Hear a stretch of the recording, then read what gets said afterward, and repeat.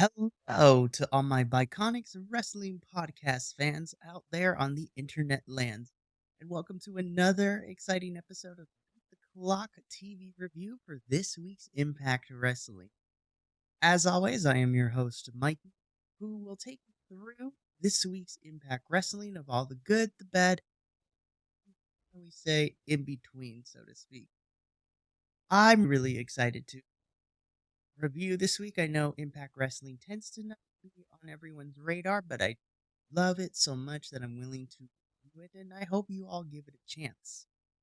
So, we're going to keep this really short as I am the only host that is going to be reviewing Impact this week, but hopefully I can get the other guys on board. But until then, it'll just be me and you, my viewing and listening audience, will journey with me through this week's Impact.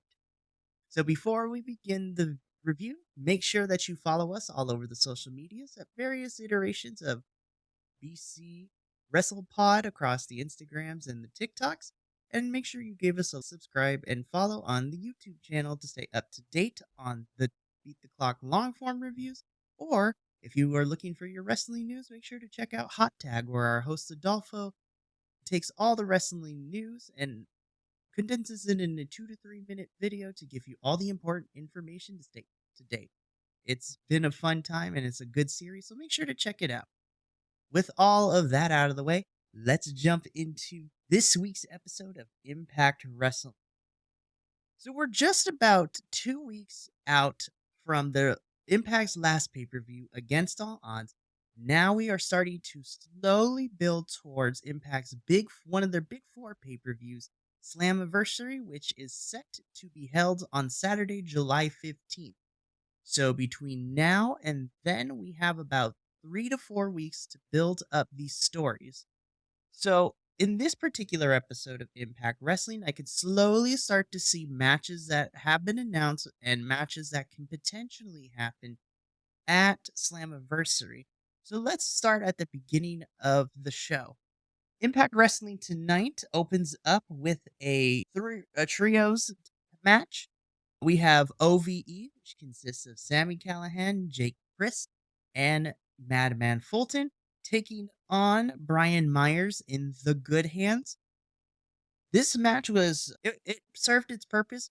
Brian Myers and the Good Hands currently are going through their chicken shit heel personas right now, which means they talk a lot of smack. They use underhanded tactics.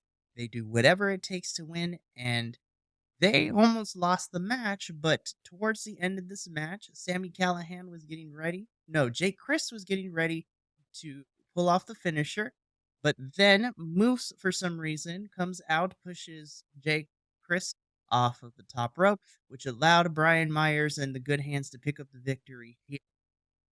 This is really interesting to see this happening. So, Sammy Callahan, the rest of OVE just came off of their feud with the design. More so, Sammy Callahan, because he has been in this storyline with the design for the last couple of months in Impact. And at Against All Odds, OVE was victorious in an Ohio street fight, which thoroughly ended their feud, and thus both teams are moving on. And we'll talk about the design later in this review because they are also involved in tonight's episode, but we'll get there when we get there. I'm not too sure where Sammy Callahan goes from here in terms of what his next storyline is going to be. I don't know if he's going to have a set match at Slammiversary or if he's going to be involved in maybe a number one contenders match. Who's to know? Because we still have a couple weeks before Slammiversary to get this card together. I like Sammy Callahan. The Impact Wrestling audience loves Sammy Callahan. So hopefully there is something there for him to be able to do at Slammiversary because I think he's a phenomenal character. His wrestling is a lot of fun to watch. Next, we get a backstage segment between Frankie Kazarian and Eddie Edwards. And this is the classic backstage segment of, hey man, you can trust me. I will have your back in our match tonight, with Eddie Edwards, and Frankie Kazarian retorts saying, look, man, just because we had that moment last week, because you did me a solid, doesn't mean I fully trust you, which then leads Eddie to ask Frankie what he needs to do in order to gain his trust. And Frankie says, just do what you got to do in the match tonight. That's all I'm asking for. We don't need to be friends, and that's all I want from you. I will say that it is really interesting that they are turning Eddie Edwards' face after being a heel for so long the last couple of months in Impact. But from a booking standpoint, in my opinion, it makes sense that he is turning face because, as we know, Eddie Edwards has been leading the faction of Honor No More. But now that the majority of the Honor No More talent has gone to back to either Ring of Honor or has been signed to AEW, Kenny King is off doing his own thing and PCO is doing his own thing. And I'm glad to see Eddie Edwards get back to being the face. Though we'll talk about it in the main event tonight. I think we're going to get a slow burn to him becoming true babyface once again. But segment I thought was all right. It did do what it needed to do because it sets up these two, the will they, won't they, unlikely pair in the main event tonight, which we'll talk about towards the end of this review. Then we get another backstage segment where Sami Callihan is throwing chairs. He's upset that OVE lost. And who should come in but his friend Rich Swann? So Sami Callihan berates Rich Swann a little bit and tells him, hey man, Moose was out there for some reason. Why weren't you out there? I needed you to have my back, but you didn't have my back. Rich Swann retorts with that, saying, look, man, you're right. I should have been out there. I've been involved in my own problems at the moment. And then all of a sudden, Moose is acting weird. But you can trust me, and I have your back 100%. So it looks like we're getting Sammy and Rich Swann coming back together as a unit and to have their friendship form this tag team once again against Moose and whoever else is going to be involved in this storyline. I honestly am excited to see more of Rich Swann. I know that Rich has been taking some time off and he's been middling about the mid card or the number one contender spot for the Impact Championship because he is a reliable talent. But I'm excited to see him and Sammy be able to once again reunite as a tag team. And hopefully that leads to something in the coming weeks for Impact. And who knows, maybe they'll have some sort of match at Slammiversary together. We then jump into our next match of the night, which sees Dirty Dango taking on Bhupinder Gujjar. Now, I will be honest, I wasn't too sure of how to feel about Dirty Dango's heel persona when he came into Impact Wrestling a couple months ago. Was still the Fandango, formerly known as Fandango, I should say, from WWE. Silly, trying to investigate who took out Santino Marella, which ultimately led him turning heel when it was discovered he attacked Santino, and then he proceeded to attack Impact's digital media champion, Joe Hendry, which led them to have a match in the pre-show of Against All Odds, where Dirty Dango lost, but now him and Santino are still feuding, which is interesting, and I'll talk a little bit more about that as we get into the review. But I thought overall this match was not that long. It was about 6 or 7 minutes. It did what it needed to do. Dirty Dango gets the win against Bhupinder. I feel so bad for Bhupinder because he is an excellent wrestler. I think his mic skills can use a little bit more work, but I always see him in these getting beat and jobber roles, and he's always getting cheated out of everything. So I'm not too sure about the situation, but I feel bad for Bhupinder. But Dirty Dango does pick up the victory.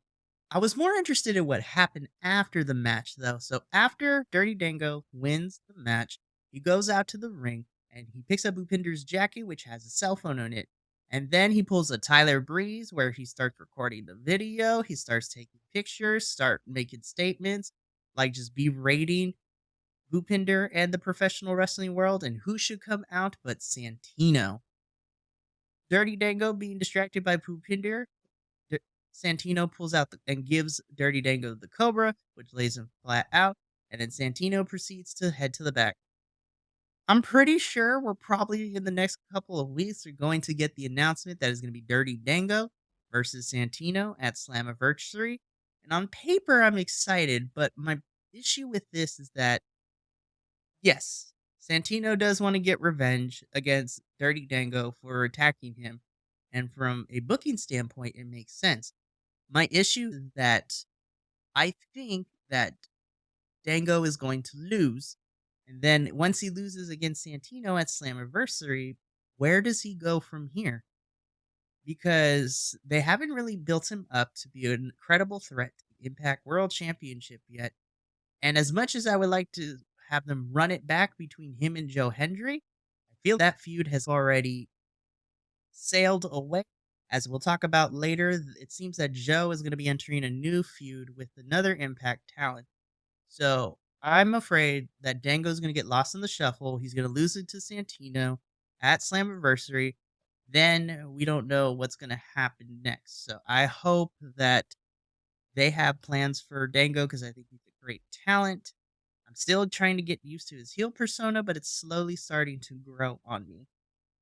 We then cut to a quick recap of BTI, which is the pre-show before every week's Impact, where we had Jody Threat defeat Nevaeh in a nice match. And then we jump straight into a backstage segment where Jody Threat and Nevaeh talking to each other. They're congratulating each other and all this. And then Nevaeh off camera sees the Death Dolls, which is currently made up of Courtney Rush and Jessica. The Death Dolls begin talking with Nevaeh, and Nevaeh tells him, hang on, let's make this clear. You are Rosemary, you are Havoc. You guys changed into these personas when you went to the Undead realm. So then the Death Dolls have a private conversation, but it's not really private because Nevaeh is still there and she can hear them talking.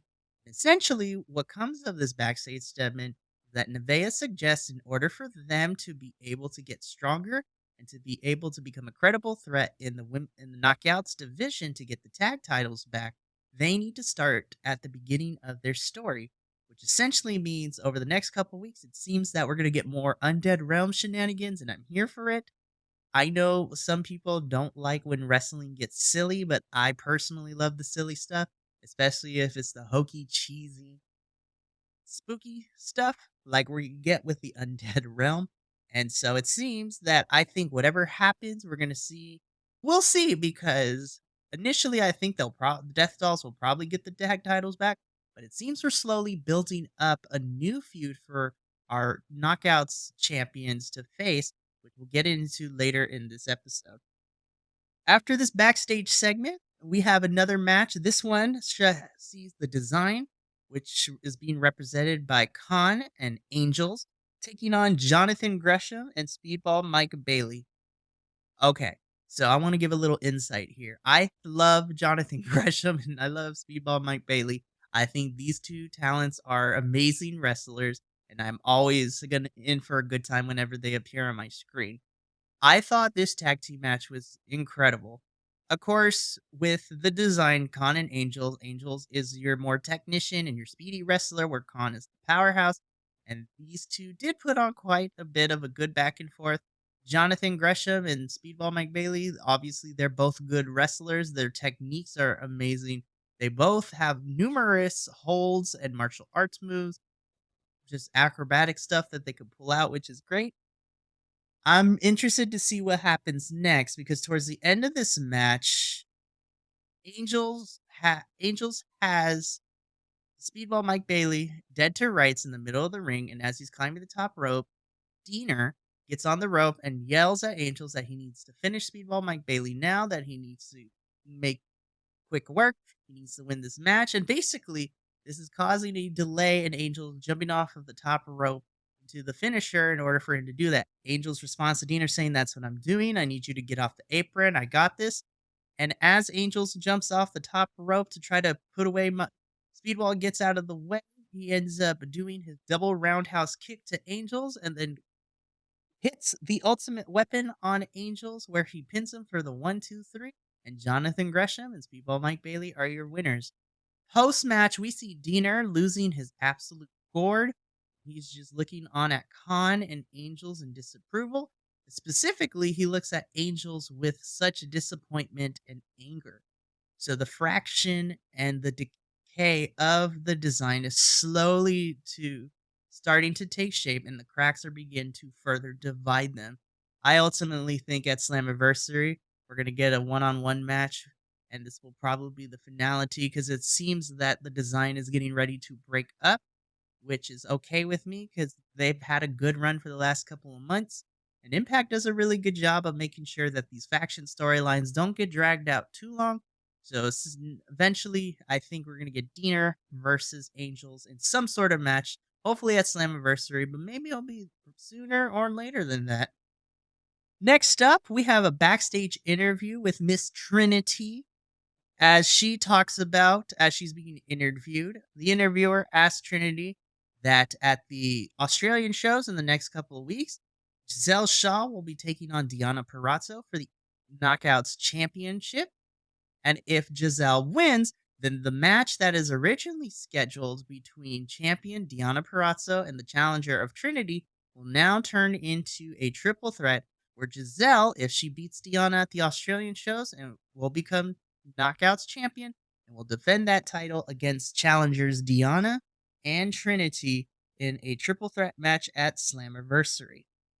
Trinity gives the response to that she is no stranger to tough competition and that she will take care of business as she always does.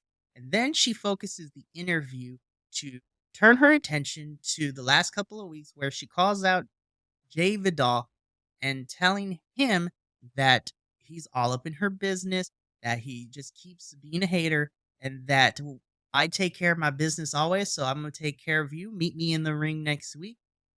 So it seems that Trinity, and it is announced later, which I'll get into, Jay is going to be having to face Trinity at some point, and then we learn at the end of the show when that's going to be, because Trinity wants to go into her Slammiversary match without any baggage being attached to her hip, which I think is a smart idea. And I'm always excited at a prospect of a mixed tag match. I'm pretty sure it's not going to go on that long, but I always hear when wrestling companies try something new. So it seems that we're maybe potentially going to get a mixed tag match, which is going to be pretty fun.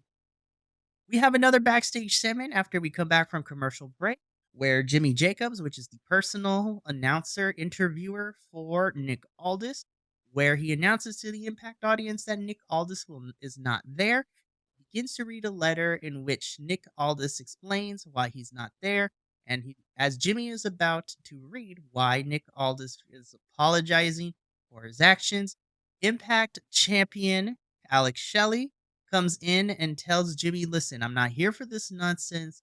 I want Nick here next week, and he can, if he has all these things to say, he could say it to my face." And as Alex Shelley leaves, Jimmy Jacobs becomes a smart aleck a little bit. He talks under his breath loud enough where Alex Shelley comes back and kicks him in the face. Chris Sabin comes in and is like, "Wow, you changed your mind." And Alex Shelley's, "Yep." And both the Motor City Machine Guns walk off into the distance. I'm intrigued into this match that they're building between Alex Shelley and Nick Aldis for the Impact Championship. Last week, we saw Nick Aldis turn on Alex Shelley after their team won the 10-person tag match. And we're slowly building up. I'm still interested as to why they chose Nick Aldis to be the heel, but it makes sense because Alex Shelley, being a Motor City Machine Gun, and so over with the Impact crowd, somebody has to be a heel, and it seems that Nick Aldis is the perfect choice for this. I'm interested to see what happens next week, and I'm hoping that we slowly continue to build towards Slammiversary. One thing I always give Impact credit for is that while in some cases their storytelling is not necessarily the best, and some matches get thrown to the wind a little bit, they do a good job at trying to make stories make sense, build up stories in a way that is coherent and logical, and it's refreshing from time to time. So we'll see what happens as the storyline continues to develop into Slammiversary. We get our first knockouts match on this episode of Impact, where we have one half of the Knockouts Tag Team Champions, Taylor Wilde, taking on Killer Kelly. Now, I'm going to be completely honest here. I love me some Killer Kelly. I love that. I love her presentation. I love her move sets. I love how she is this Latin American, like she's from South America, badass. She will kill you. She will hurt you. She will put you in all these submission moves. It is so good. I love her presentation. And I'm gonna be honest, I was really surprised that she picked up the victory and she beat Taylor Wilde. So towards the end of this match, we see Killer Kelly get Taylor Wilde into a killer clutch, but Taylor reverses it, in which Kelly then reverses it with a modified schoolboy roll up kind of situation to get the 3 count and to get the win. There was a standout moment in this match. Taylor Wilde is a veteran of the wrestling industry, but also she is a veteran of Impact, and she put Killer Kelly in a surfboard. Surfboard is one of my favorite moves that I you really don't get to see all that often, and glad that she was able to pull it out. But Killer Kelly ends up getting the win. And post match, the Coven, which is Taylor Wilde and Kylan King, begin to beat down on Killer Kelly. And who should come out to save Killer Kelly but the one and only Masha Slamovich? I talked about this briefly in my Impact Against All Odds pay-per-view review, where at the conclusion of the dog collar match, it seems that we're teasing a tag team between Killer Kelly and Masha Slamovich. And tonight, further that storyline with Masha coming to Killer Kelly's aid and both of them taking out the Coven and getting them out of the ring. They both come face to face, and Masha just smiles and then gets out of the ring and walks away from Killer Kelly. I love the slow burn that we're getting with this tag team, and I'm interested to see if these two are the tag team that goes after the Coven at Slammiversary for the knockout tag titles, or if it's going to be the Death Dolls, or maybe we'll have some sort of triple threat. But either way, it's nice to see the Knockouts tag team division finally slowly being built up again to get more Knockouts tag teams since the breakup or call ups and other tag teams being signed to different places. It's nice to see that the Knockouts tag division is starting to get some direction once again. We get a backstage segment with Scott D'Amore. Scott D'Amore talks about his actions last week, basically stepping down as Impact president and him being in this program where he's going to team up with PCO to take on Bully Ray and Steve Macklin at Slammiversary. And he says that they shouldn't worry because he's going to give it best and they better be ready for a fight. A lot of people forget that Scott D'Amore used to be a wrestler. And honestly, it makes sense that PCO is his tag team partner because PCO is crazy and he's going to do all the crazy stuff and the hard hitting stuff. And I think this is an interesting feud. I am a little bummed to see that this is where Steve Macklin's Slammiversary journey goes into. After losing the title at Against All Odds, I thought he would get a rematch, but Nick Aldis is going to be facing Alex Shelley, so it makes sense to get him involved in a different storyline. I do hope that after the Slammiversary storyline is over, that we can get Steve Macklin back on the journey to face the Impact champion, whoever that is going to be after Slammiversary. Next up, we have the Impact Digital Media Championship this week, where we have champion Joe Hendry defending the title against Yu Uemura. I thought this match was really good. It was a nice back and forth. Yuya is on excursion here from Japan to learn more about the craft. I love his moveset, being a student of the LA Dojo. It is really fun to see. And of course, Joe Hendry has become one of my new favorites in Impact. His theme song is hilarious. I love his whole aesthetic. And there's such a power behind his wrestling. Like, he's this lovable goofball. And then when he gets in the ring, he just flips the switch. And it's just power and speed and agility. It is so fun to watch. The interesting part of this match is while this whole thing was going on, we had Kenny King come out and be on commentary for this match. So eventually, Joe Hendry hits his finisher on Yuya, gets the pin for the 1-2-3. And Kenny King grabs the Digital Media Championship from the ref, gets into the ring, and kind of gives it to Joe Hendry while talking smack, and basically getting in Joe's face before leaving the ring and heading back up the ramp. It seems that Kenny King is going to be the one to face off against Joe Hendry for a little bit, so Joe and Kenny are now starting this feud for the Digital Media Championship. And I have to say, I love that Impact treats all their championships with care. Yes, the digital media championship is most sore for like social media things of that nature, but I do appreciate that it still gets defended on weekly television from time to time. I'm also really glad that it is taken seriously and is not treated as a joke title. And that goes for all the titles in Impact. One thing I like is that they treat all their championships with respect and they do the best to try to make these mean something, whatever division, whatever champions are holding them. So I love Impact for that.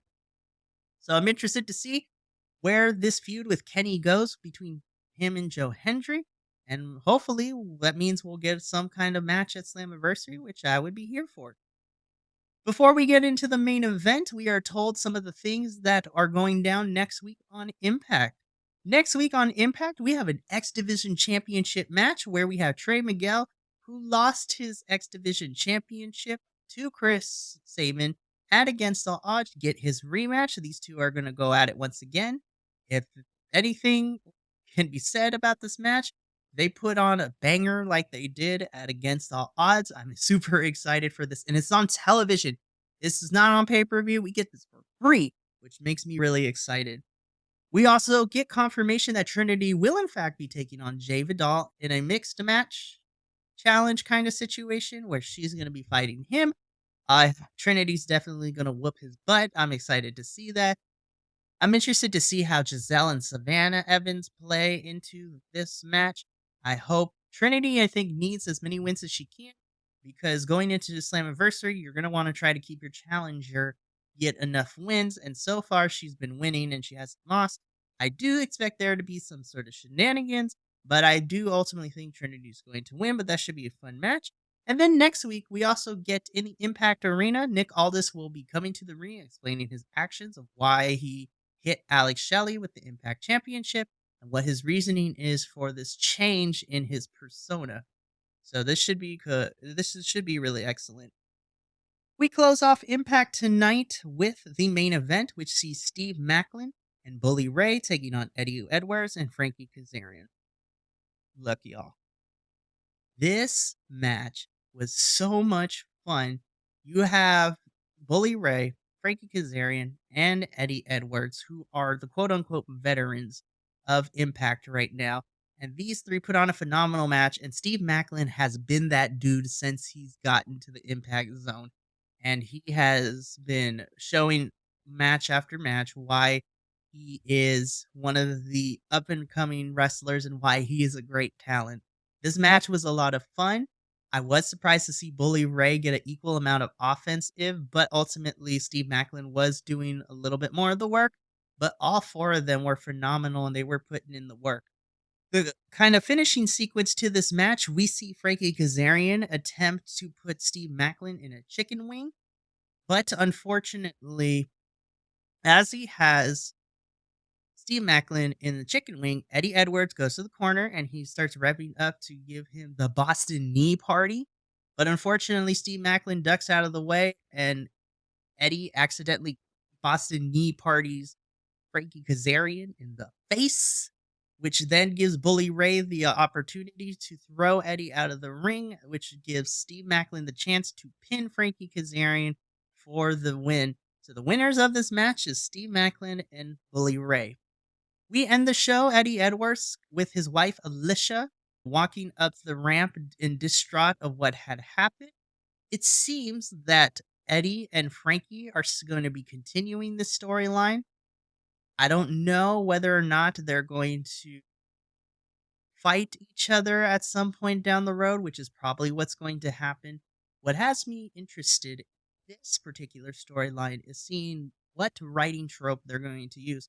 Are they going to use Frankie is upset at Eddie, that true colors never change? Is Eddie going to go through a transformation process where he's going to try to prove to Frankie that he is that stand up dude that he knew all those years ago, which is going to eventually have them form a tag team? Who's to say? So we shall see what happens with all that. That closes out this week's Impact. Overall, I give this week's Impact a solid B minus. I think this was a good, well-paced 2 hours of wrestling. We're slowly getting into the builds for the matches of Slammiversary. There are a couple of things that do worry me a little bit. I'm worried. I'm hoping that Trinity continues to win. I was a little worried because we didn't see Deonna Purrazzo or even Impact Tag Champions ABC on this week's episode.